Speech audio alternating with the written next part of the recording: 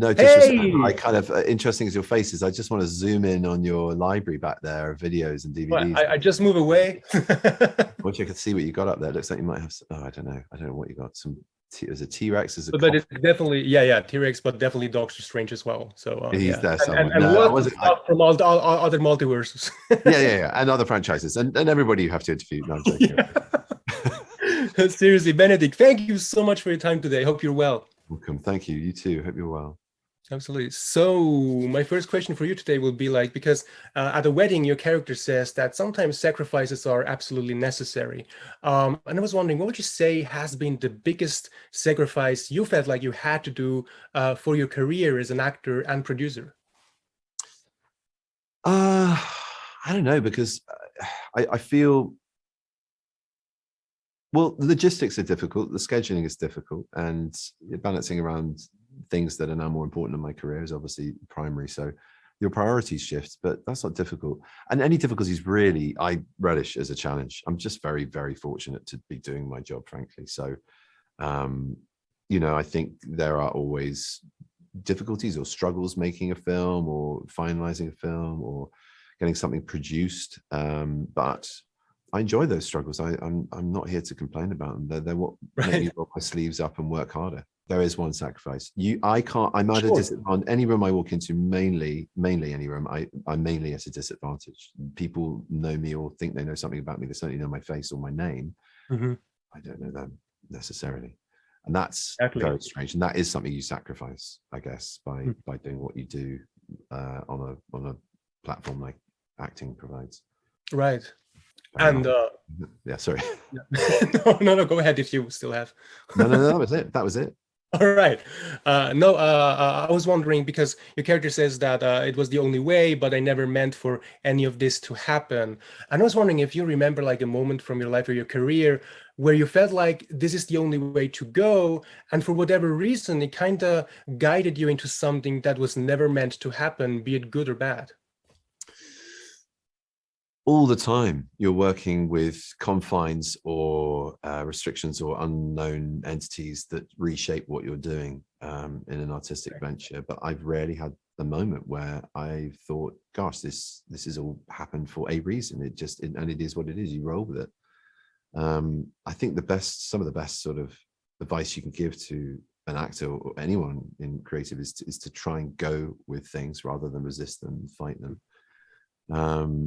And turn your misfortune into fortune, or turn something that's difficult into something that you have to accept. It's all about how you react to these things rather than really shape it.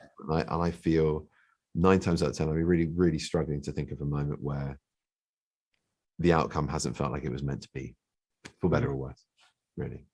So that's a very more specific answer, but I think it's not really right of me to be more specific than that. Right.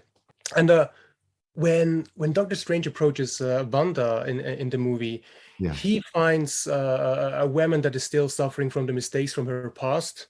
And she even tells Doctor Strange there are other adventures you can ask for help. And I was wondering, whenever you felt you've made like a bigger mistake, how do you make sure you don't allow that mistake to make you want to isolate yourself, just because you're afraid of repeating that mistake? You get back on the horse.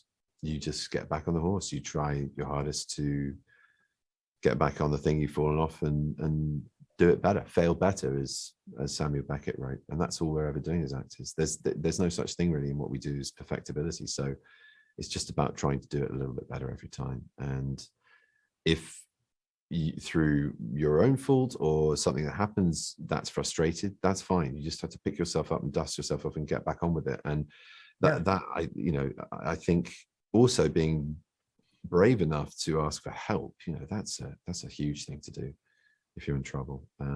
Absolutely. Stuff, as we know, in our lives and in our work, Absolutely. And Benedict, my last question to you would be like, because Wong tells your character that you can't control everything, even though Doctor Strange would like to.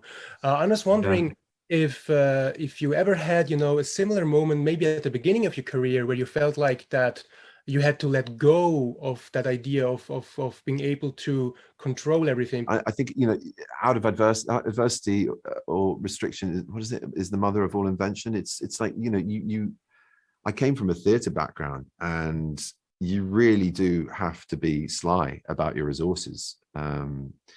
I started out on the fringe in Edinburgh professionally, but not really professionally. I don't think we got paid. I certainly didn't see any money if we did, because it probably costs as much to mount the production and get us all there and house us. So it's really, it's necessity is the mother of all invention, so you have to turn obstacles to your advantage. And if you work with them, you can really do something with your imagination. It puts you into a realm. I mean, think about it. People say, is it really difficult acting on green screen and blue screen? I went, not really. I was a child once, and children do it all the time. They have nothing.